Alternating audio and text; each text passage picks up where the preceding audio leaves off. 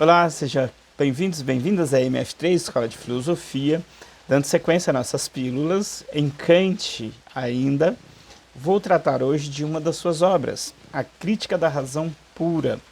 Já falei em outros vídeos que são 3 obras importantes deste autor, ou pelo menos que a história da filosofia considera, e por uma série de abordagem e pela quantidade, acabam sendo essas 3. O autor Immanuel Kant produziu outras coisas, porém estas 3 se destacam. Antes de prosseguir para o vídeo, eu peço a sua generosidade de dar um like e, se possível, partilhar nas suas redes sociais o nosso trabalho de difusão filosófica. Contribui muito, não só com o nosso trabalho, mas a beleza ainda maior é quando estes conteúdos contribuem com aqueles que recepcionam o nosso trabalho. Isso nos deixa muito encantados e alegres.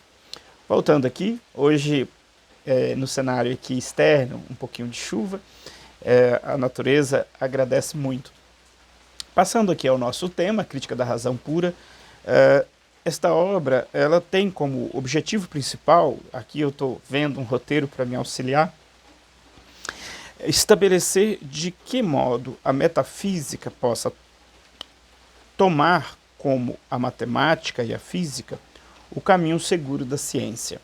O desafio que o Immanuel Kant se propõe aqui é saber se a filosofia pode produzir um saber relevante, e não relevante e seguro.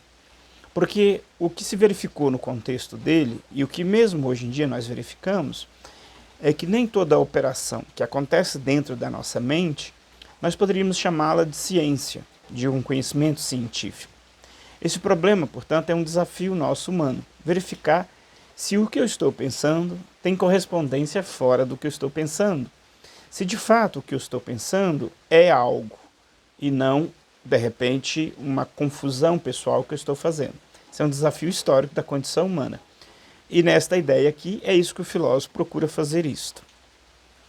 E uma das características que ele vai dizer é que o conhecimento precisa ser sintético a priori. Eu costumo exemplificar que quando nós fazemos uma experiência em alguma coisa, depois que a gente faz a experiência, nós podemos, algumas pessoas, adquirir um conhecimento que foi experimentado.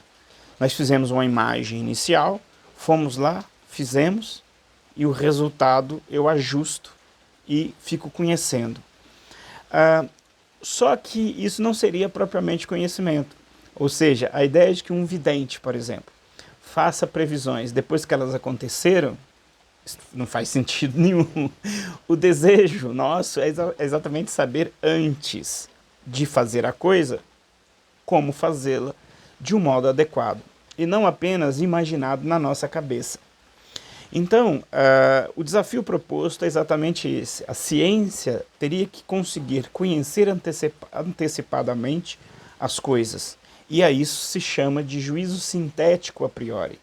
É como que se fosse síntese que a gente faz depois de ler um texto, mas a gente lê o texto primeiro, então a gente faz síntese. É como se a gente conseguisse fazer a síntese antes de ler o texto. Ou seja, é o que todos nós queremos. Mas como fazer isto, que é o desafio? Não é fácil. Nós dizemos assim no mundo do empreendedorismo que um negócio novo, por exemplo, não tem fórmula. A gente acaba experimentando, errando e aprendendo. O nosso desejo maior nessa atividade seria antecipar isto, não errar, quer dizer, ter aquela sabedoria que a gente teve só depois de começar a fazer, antes. Enfim, isso é um desejo da condição humana e temos que verificar se isso é possível dentro da ciência. Quer dizer, será que a ciência consegue antecipar a realidade? Será que ela consegue, a partir de estruturas, conhecer a realidade antes mesmo da gente ir lá vivenciar a realidade? A ciência tem método para isto, para saber que um dado remédio vai produzir tais efeitos. Ela faz o experimento, e a partir do experimento, que é envolvido por uma grande teoria, este experimento consegue, em dados cenários, digamos assim, antecipar o cenário, e com segurança, o que é mais importante. O Immanuel Kant se propõe a fazer esta reflexão. A gente pode se perguntar por quê. Nos nossos dias, aparentemente, a razão tem uma certa estabilidade que nos gera um certo conforto sobre os conhecimentos que são necessários para nós, digamos assim. Ainda que muito recente, estamos vivendo um fenômeno que é colocar em xeque a estrutura da razão. E, muitas das vezes, absurdos colocam-se em pé de igualdade de questões racionais. Há pouco tempo eu via, por exemplo, em conversas de alguns divulgadores científicos dizendo exatamente isso. Dizendo que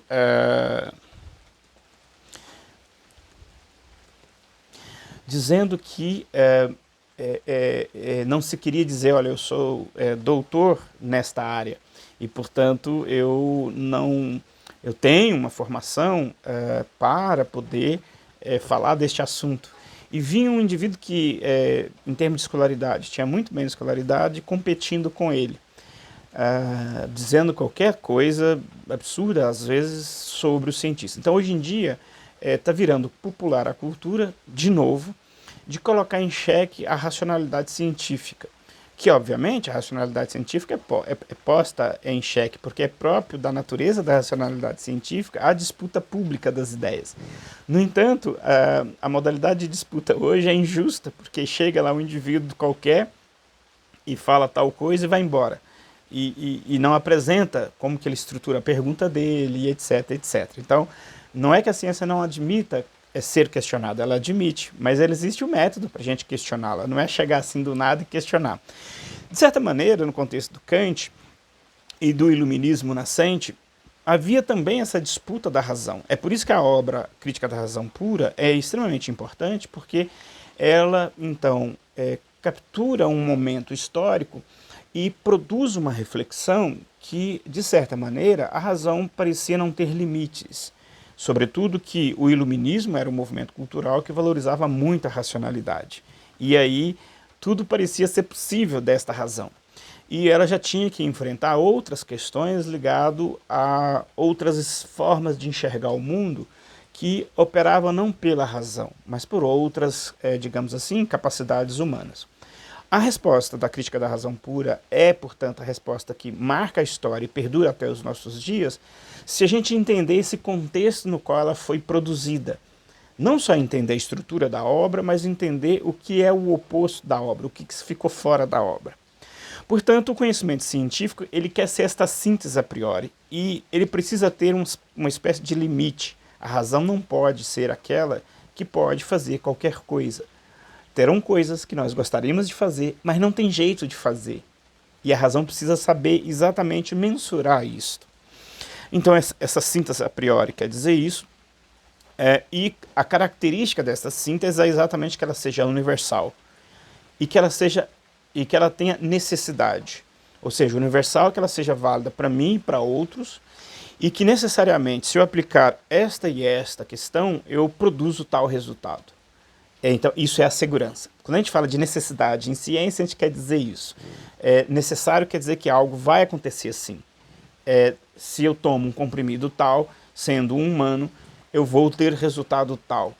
Ainda que, no caso das ciências farmacológicas, os remédios têm os chamados efeitos colaterais, que até também se prevêem, mas o benefício é maior e espera-se que depois os efeitos colaterais sumam e fica apenas o benefício.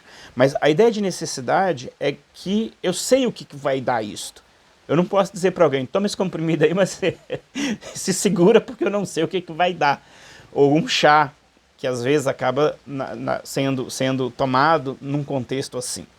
Ainda que os chás e os medicamentos populares, as medicinas tradicionais, é aqui uma outra reflexão. Não gostaria aqui de colocá-las como sendo uma brincadeira, né? Não é bem isso. Mas a ideia de necessidade é isso.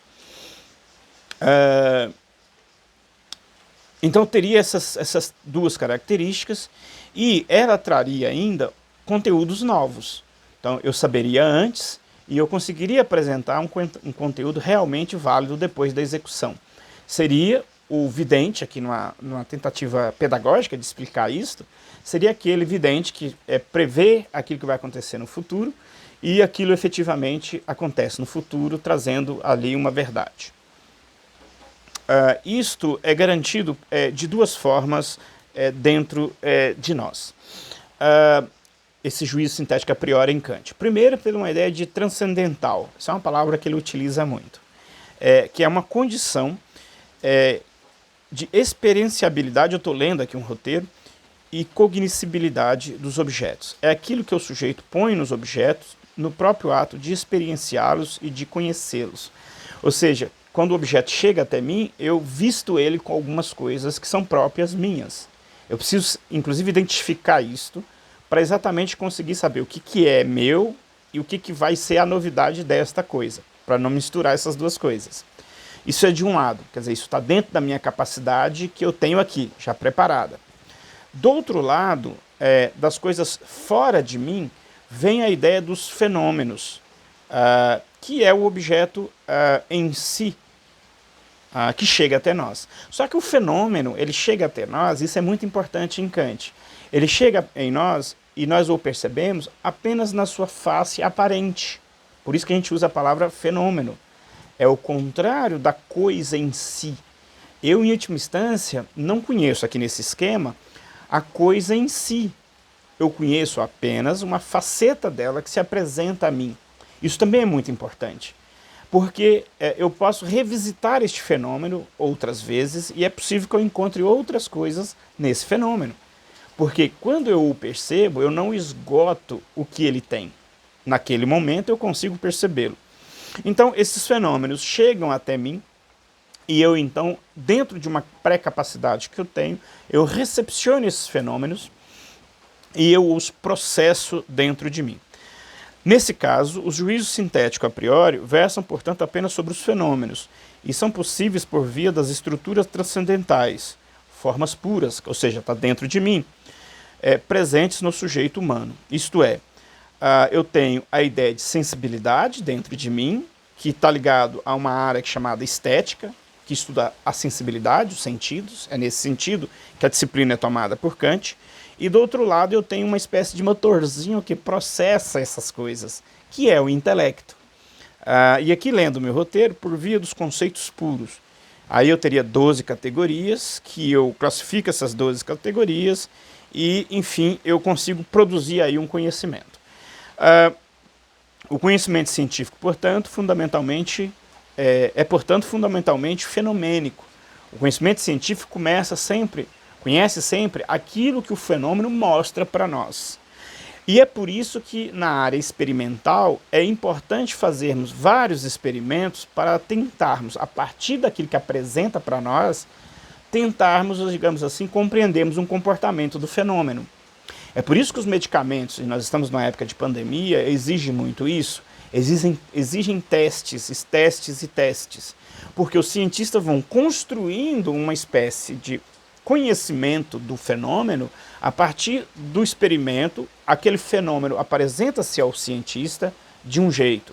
Ele repete várias vezes em vários lugares e aí ele consegue identificar o que está em comum, o que está variando, e a partir desse balanço ele consegue identificar uma constante e, portanto, ele consegue dizer, olha, parece que é isto.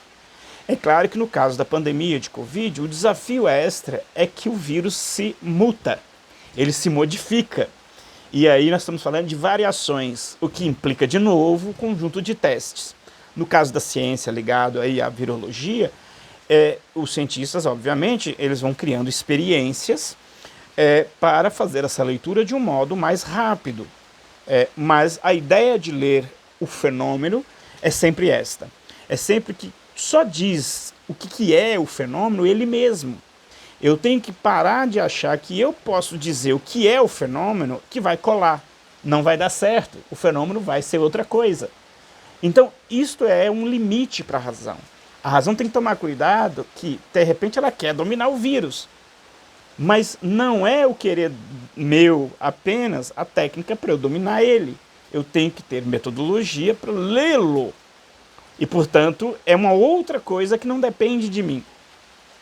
Continuando aqui, então, quando o intelecto se lança para além dos fenômenos, ele é razão e versa sobre coisa em si, sobre números, caindo, assim, em ilusões estruturais. Ou seja, esse é o primeiro limite da razão. A razão não consegue ir para além da sua coisa. A gente não pode inferir o que é o objeto. E aí, na verdade, a gente tem que refrear isto e voltar à ideia das formas transcendentais, que são aqui 3. Psicológica, que é a alma. 2, cosmológica, que é o mundo, comunidade, metafísica. 3, teológica, Deus. Enfim, aqui eu não vou entrar mais nessas questões do número e vou ficar apenas em conclusão aqui da parte dessa obra, que ele conclui que a metafísica jamais pode ser ciência e, todavia, ela nasce da necessidade inadiável para o homem de pensar algo incondicionado, absoluto. Ou seja, a resposta ao problema inicial é que, por mais que eu me dou conta do limite da minha razão, não quer dizer que eu não continue colocando coisas para além disto que eu acabei de delinear como sendo aí que eu tenho que operar se eu quero produzir ciência. Se eu quero usar a razão para produzir ciência. Só que a razão humana, que é essa capacidade nossa de pensar, ela tende uma vez que eu coloco alguma coisa, ela quer perguntar, mas e o que tem depois? Então, quer dizer, isso seria o campo da metafísica, que a razão acaba se colocando. Para esse filósofo aqui, o Kant, nós não deveríamos mexer muito com isso, depois do que a razão não consegue produzir ciência. Então, por isso que a conclusão aqui a metafísica jamais pode ser ciência. Quer dizer, esta tentativa nossa de dar um salto para além do que a razão consegue processar, ainda que nós fazemos essa pergunta, ela não se cala. Bem, isso seria um outro domínio. Talvez na razão prática, nós vamos ver um pouco isso. Porque para Kant isso é muito interessante. Sempre que a gente coloca uma coisa delimitada, que é o que a obra aqui se dispõe a fazer, e é só a partir disso que é delimitado que a razão consegue processar, a razão consegue processar efetivamente, a partir do contato que o fenômeno chega até nós, os sentidos enquadram este fenômeno e o intelecto processa eles. Se eu fugir disto, eu vou estar indo para terrenos que não a razão não consegue provar as relações necessárias. Eu vou dar saltos que podem cair na mentira. Mas isso não quer dizer que a razão pare de fazer isso. A razão continua fazendo. Quando a razão se dá conta do que é limitado, ou seja, que encaixa nessa estrutura, a razão não fica contente, ela pergunta por mais. E isso cairia em outras esferas, em outras obras. Por isso que temos ainda a crítica da razão prática e a crítica do juízo, que fica para depois. É como que, eu consigo resolver essa tarefa, ela é muito boa para a ciência e para o modelo de vida que nós levamos contemporaneamente, mas ela não esgota, digamos assim, essa curiosidade humana que continua perguntando, tá bom, mas e o que não está aqui? E o que está depois? Eu quero saber o que está depois. Não podemos produzir ciência desta forma. Só se produz dentro dessa estrutura do fenômeno e do intelecto, etc. Produzimos outra coisa em relação a isso. E é por isso que o Kant, a partir dessa obra, é considerado aquele autor que põe fim à metafísica como uma técnica de conhecimento da realidade. Porque para os metafísicos nós conheceríamos o que está imediatamente aparecendo para nós por uma questão lógica. Nós conseguiríamos saber o que causa o imediato que chega a nós. Nós conseguiríamos, através do pensamento, simplesmente ir até essas causas e conhecer a coisa. O que o Kant diz definitivamente que não é possível fazer isso. E ele empurra essa questão para as outras obras. Muito obrigado por essa extensa aula, por ter a paciência de nos acompanhar nesta extensa aula. E falei hoje, então, da Crítica da Razão Pura, esta obra extremamente importante de Immanuel Kant, e para o pensamento ocidental.